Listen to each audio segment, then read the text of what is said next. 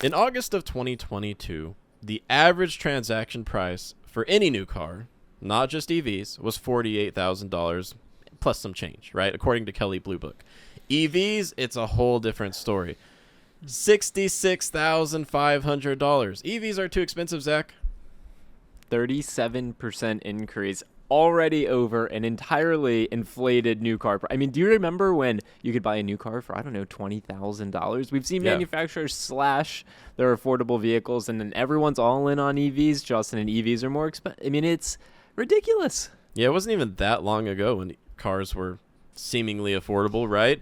I mean, it was like 3 years ago, dude. Like 3 years ago, you could buy a sub $20,000 new car, like out the door. Yeah, impossible today. In January of 2020, the average EV was $11,000 cheaper than it is today. Now, you could argue EVs have gotten a lot more capable, longer range, they charge faster. Yeah, but if they're not affordable, what does it matter?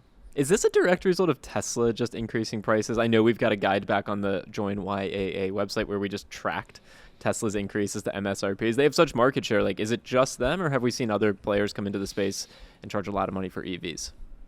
That's a really good question. It's not just them. They have increased prices by like 20 to 25% depending on the model. 66% of EV buyers in America do choose a Tesla. However, the data we're looking at here showing that the average EV transaction price is nearly $67,000.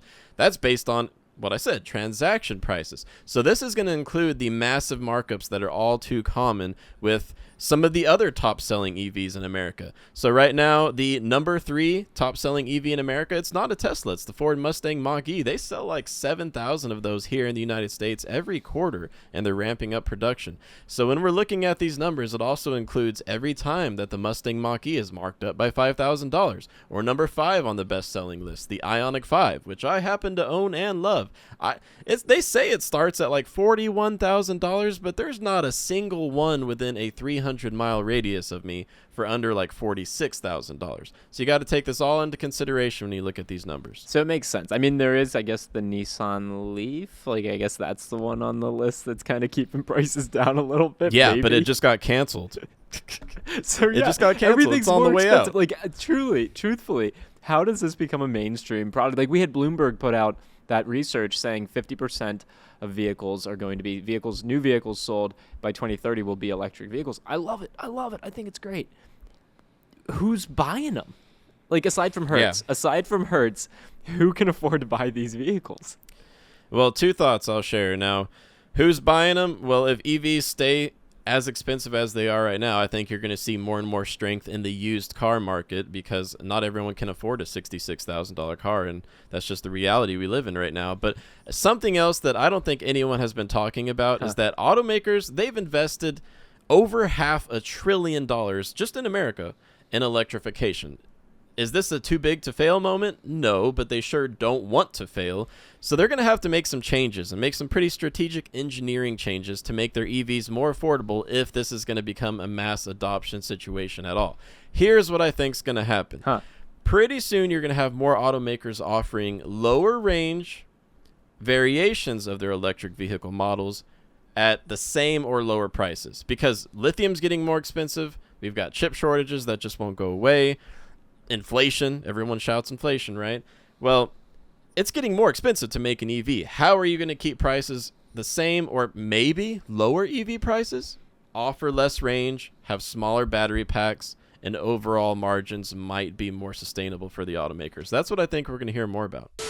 Looking for a car? Look no further than joinyaa.com. Go check out the cars listed there. There's no BS, no lead gen forms, no anything. Just cars. Okay, I love it. I think your hypothesis is great. Your thesis could be totally 100% proven out true.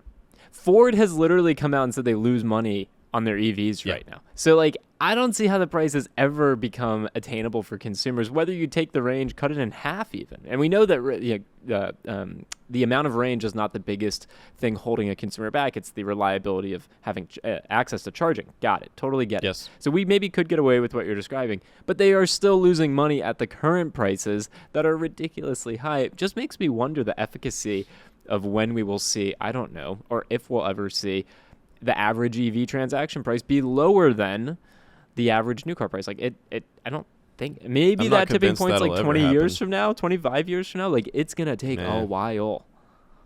Yeah, that would be like a decades scenario. So where's the silver lining? I think that EV prices will stabilize and if not maybe come down. Not only with what I mentioned with automakers offering lower range variants, charging infrastructure is better, or it's going to be better in the next few years, so that's not as much of an issue. I think all of the lithium mines being announced in North America will help, but it's going to take between 5 and 10 years for there to be a noticeable impact. It takes a long time for permitting to open up a mine and get that refined into battery-grade lithium, right? So why are EVs so expensive right now? There are several reasons, but the number one reason is the price of lithium and the price of making batteries, the costs that go into that. There's hope, but it's at least 5 years into the future. Let's hit on that, though, for a second, Justin, because we've seen the drastic increases in lithium prices, for example, recently. And so we've looked at these trends of EV prices, you said, have gone up how much since January of 2020? 300%. Oh, since January of 2020, you're going way back in Well, time. for Yeah, it's EV over prices, 400%. EV prices. Oh, EV EV prices, 37%. I was getting excited about the lithium markets. Like, if we've already seen pre-lithium explosion in prices, we've seen Yes. EV prices go up that much.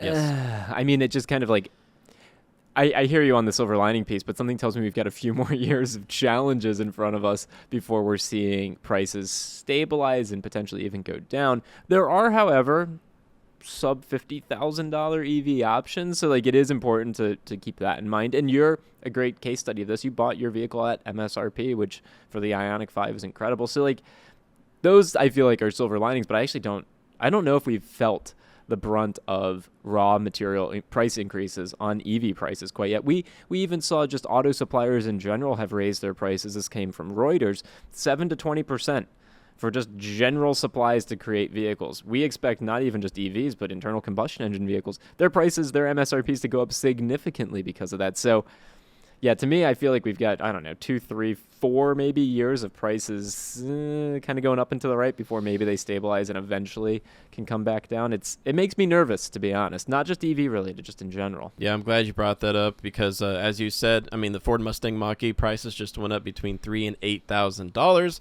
That was before the current lithium raw material market price had spiked by 400%. So, yeah, automakers are going to pass that cost on to someone. It's probably going to be us. It is going to be us. Yeah.